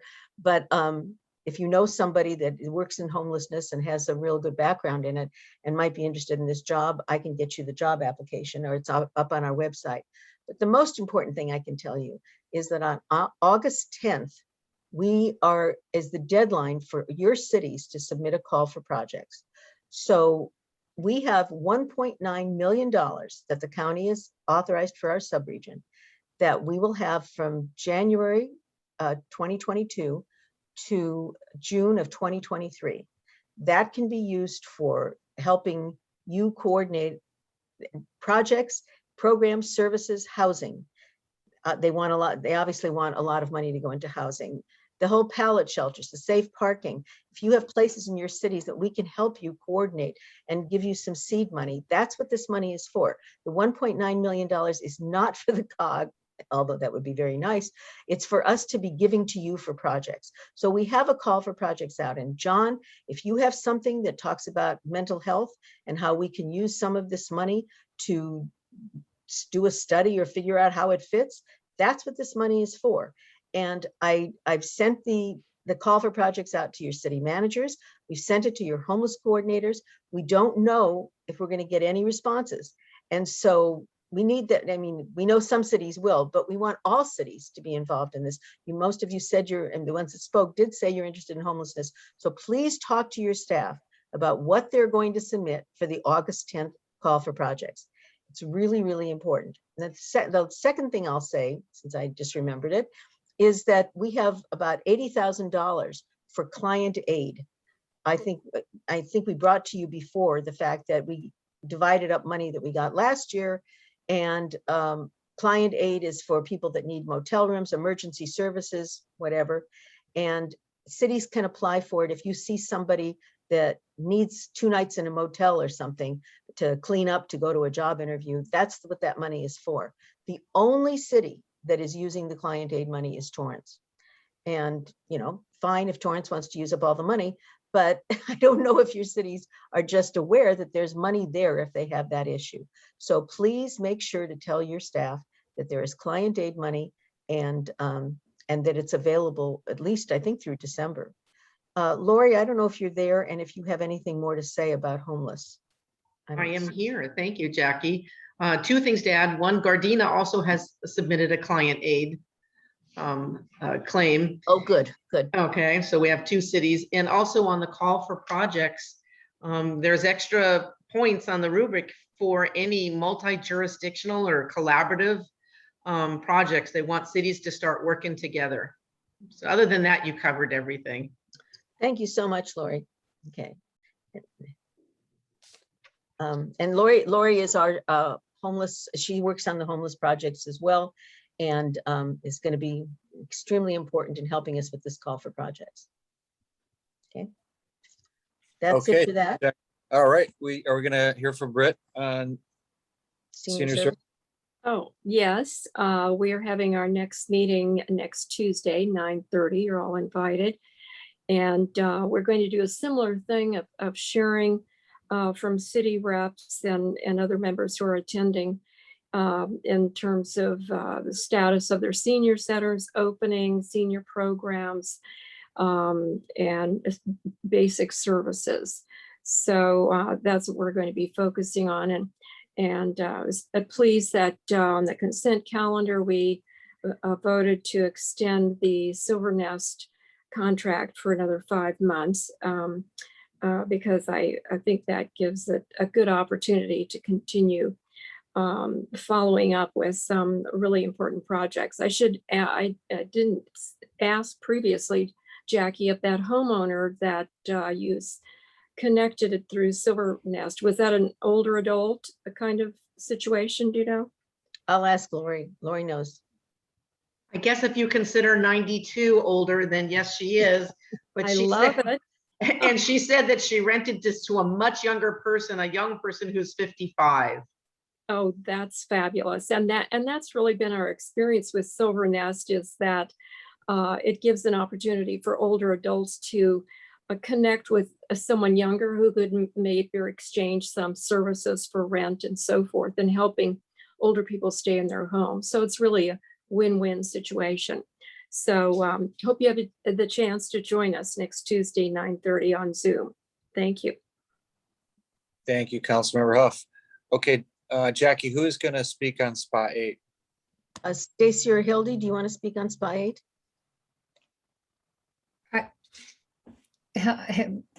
Hildy, you can give an update. There's really not an update. We are coordinating a date for us all to meet up with our first meeting. And that, I guess, we'll be able to report at the next steering committee meeting. Hopefully we'll have a meeting before then. So more to come. Stay tuned. Thank you for that. Okay, Jackie, we have coyotes. Is there much to talk about there?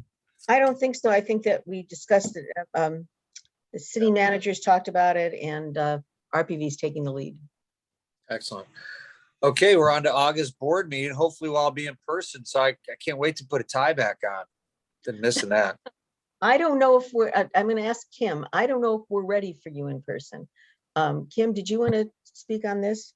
Yeah, so we will not be ready for you in person in August.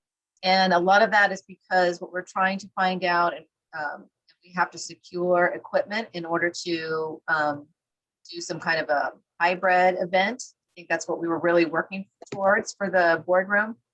And what we're planning to do is to bring recommendation for purchasing equipment to the next steering committee meeting. No, excuse me, at the September steering committee meeting. So the earliest we would be able to do anything probably be October, I'm thinking, because we would need board approval at the board meeting also in September. So we need the month of August to finalize all the information we're getting a lot of feedback and help from cities, putting that together for your approval. If the equipment that we need at the September steering committee is something that the steering committee could authorize under some, if it's not that expensive, we might be able to get it for the September board meeting, but I don't know. Are there any cities that have the ability to accommodate both? We've been doing hybrid for quite some time. I believe Torrance has as well. And I'm just wondering if, it depends really on how many people plan on showing up in person and whether or not someone could accommodate. But there's certainly technology out there that exists in other workplaces. Does it have to be at the COG office? That's up to you. I mean, I would think not. I would rather us reconvene in person rather than waiting for a couple months to go by and then spending money that, I mean, if we're going to need that equipment on a go forward basis, because we think that's the new norm, that's one thing. I certainly wouldn't want to spend money on equipment that could be obsolete 6 months from now. Well, if we could get maybe we could find a council chambers or someplace. I mean, we used to meet in city council areas, so we can, and we used to meet in the El Segundo Library. I don't know if the El Segundo Library room is available. Yeah, I'm sure it is. It comes down to the challenge with hybrids is capturing the person that's speaking at that time and being able to broadcast that to the people that aren't on, and just the synchronization between those. But we got smart people on city staff. I think I would just hate for us to wait October, November to be able to get back in person. I don't know how, but I'd love to hear from my colleagues on this, what your thoughts are. Anyone? George, Councilman Shen, yes. Maybe I'm an outlier. I think I think as elected officials, and we all are. I don't know who's vaccinated, who's not. But if we have confidence in that we can meet in person, I think we can do it. That's just me.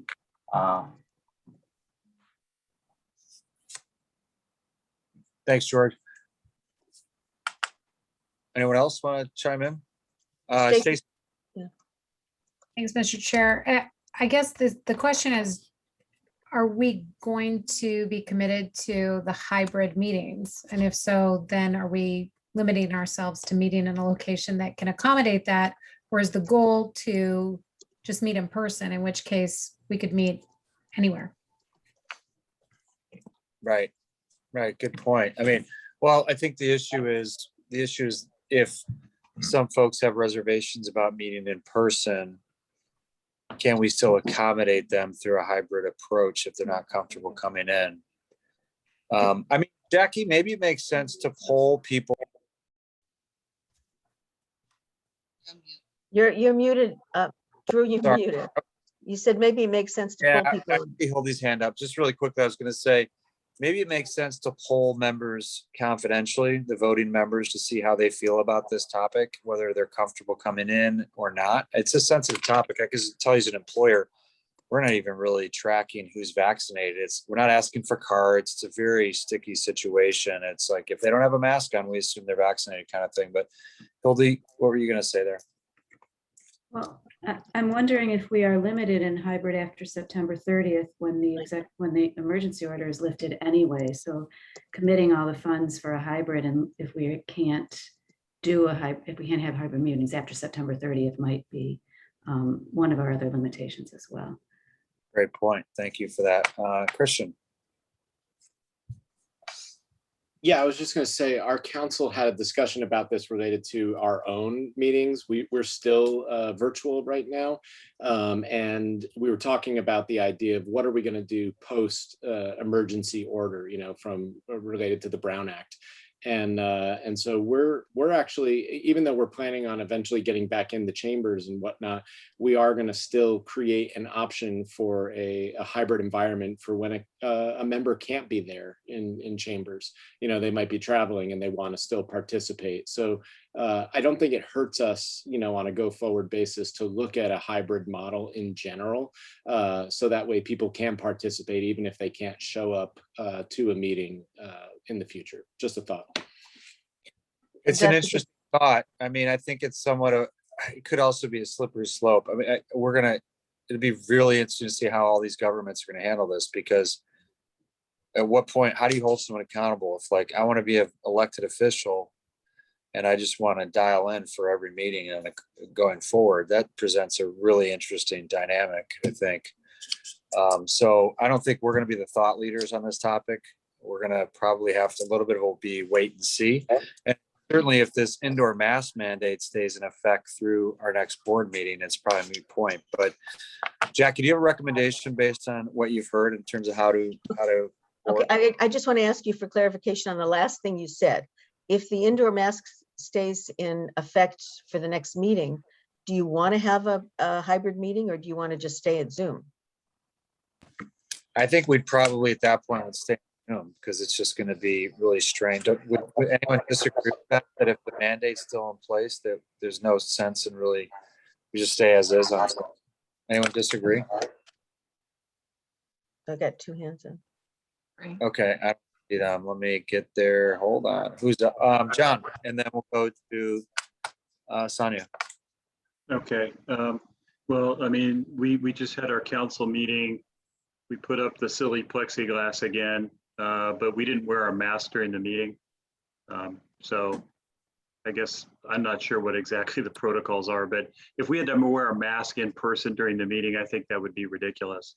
And I would rather just do this online for the next meeting. If we had to wear our masks during the entire meeting, that just seems awkward. John, that's a good point. We did the same thing. There was still technically a mask mandate in place indoors, and we did the same thing with Plexi. We all had our mask off.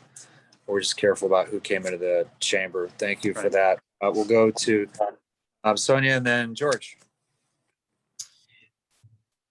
It was more of a comment. I was under the impression that we still had some flexibility up until the end of September to make a decision. Because I believe that once June 15th came and the governor stated the Brown Act was being lifted, September would ideally be the last month that we can host without violating Brown Act. Yeah, I didn't think know if there was also that flexibility to hold off until that month, the end of September, to see where we're at. we don't, it is September, but we don't know if it will be extended or anything. But if it isn't extended, then we don't have that flexibility anymore. Okay, thank you both. George? Thank you, Chair. Again, you're probably tired of how I feel about it.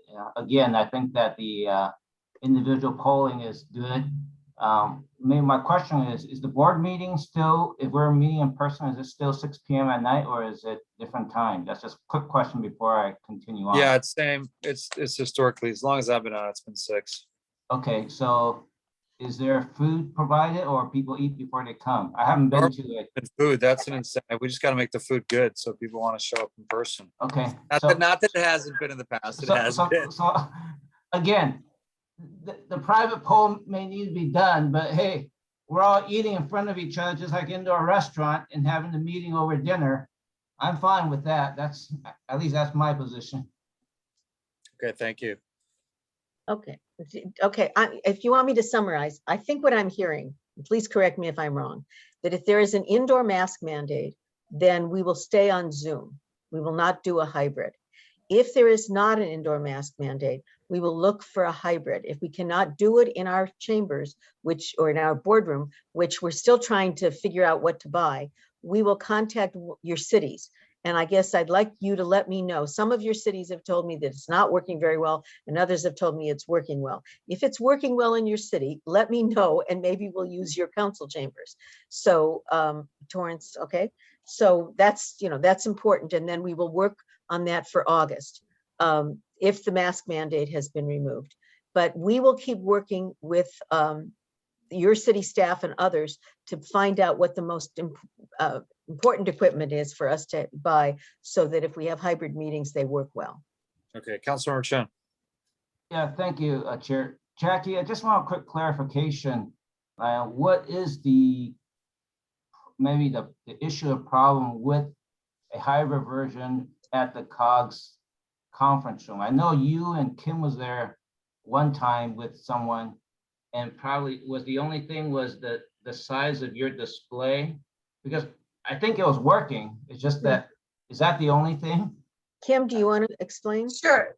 There's a couple of things. One is we were participants that were actually in the COG office. I think it will be very difficult for the chair to be at the office and try to monitor the Zoom and make sure that everybody's comments are seen and heard. So that's one thing. Just chairing, I think it would be easier for the chair to actually be on the Zoom instead of in the room. The second thing is we have a large board, and the room is a larger room than, or like where the seating would be compared to like a regular chamber, right? A council chamber doesn't accommodate that many people sitting at the front. And so that's a little bit of an issue. And how do you pick up sound? How does everybody get, if somebody wants to say something, how do people know that somebody's trying to talk? There's not a raise your hand feature. So that's sort of the tricky part about it. If we just meet in person, for sure, we would be ready for you to come. There's a possibility that it would be easier for us to just have our speakers on Zoom and then all of the elected officials in the room. So that probably would be the very best option. Mm-hmm. But we are following the LA County's orders, which is a mask mandate. Of course, if you have food, then you eat food. So those are sort of our hurdles. The other thing I wanted to mention is that on August 3rd, the SBACC is going to try to meet in our room in a hybrid situation. So we're also going to try to go to school on that.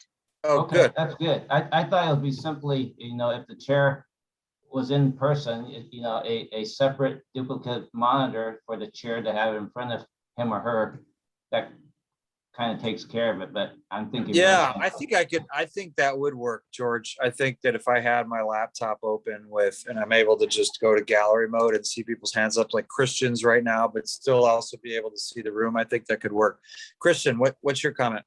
Yeah, that's what I was going to say. I think if you're running a hybrid model, what's important is, and anybody in the room could have their laptop or iPad in front of them with Zoom active, so they can see physical people that are not in the room. From the chair's perspective, and anybody really, you would just want to make sure that that they're muted. And that the central point, so that camera you guys had that was facing into the entire room, that's one point of audio for the room. And then that would really take away any of the noise issues, or what was happening with Drew earlier when he had two devices going.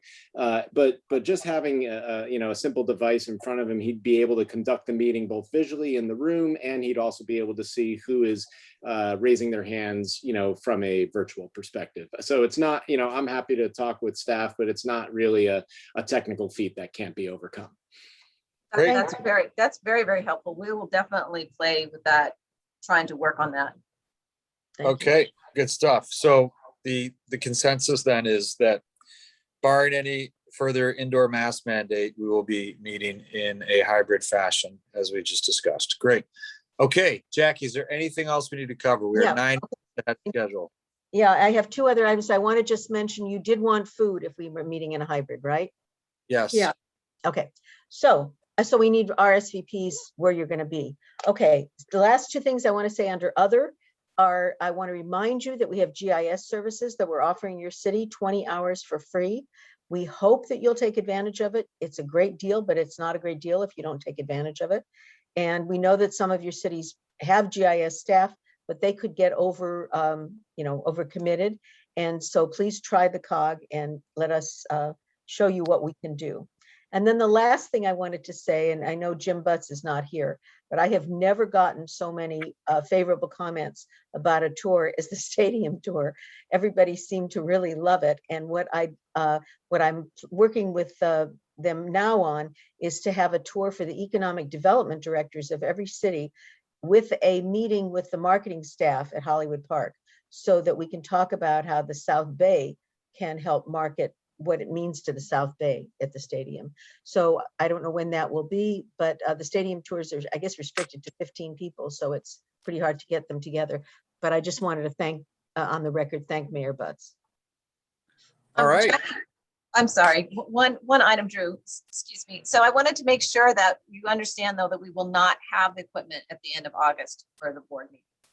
So we wouldn't be able to do a hybrid meeting and at August, because we wouldn't have equipment yet. Unless Christian helps you figure out how to do the other thing. Yeah, let's not spend a ton of time on that. I think what I heard was that we want to do it. Let's figure out a way if we can. If we cannot, let's get that word out as soon as possible. Okay. Awesome. Anything else before we adjourn until August 26th? I think we covered it, right? Right. Great. I look forward to seeing you all in person, hopefully. Thanks. Have a great rest of the next couple of weeks or whatever. Until I see you again. Bye now. Enjoy your vacation. Thank you.